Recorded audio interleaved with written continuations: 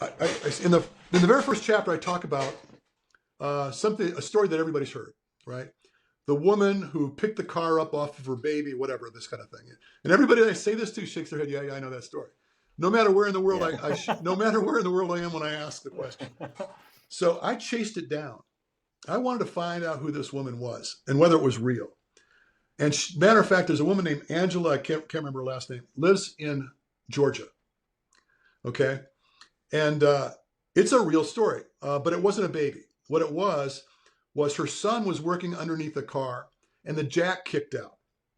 So hearing him scream or whatever, she went out there, lifted the car off of him, and held the car off of him for 5 minutes until the neighbor came over and pulled him out from underneath the car. So it begs the question, how in the hell does some average human being, female, pick up 3,000 pounds for 5 minutes? And so I started looking into the research behind how that comes about, which they refer to as hysteria strength. You know, your brain just goes off and says, this has to happen. This is a critical component of life. We have to make this happen. Then I started looking at some research that was done by Tim Noakes, and I'm sure you're familiar with Tim Noakes, and started looking at the central governor theory and started thinking about how do you make friends with your central nervous system when it's telling you it's time to stop doing this.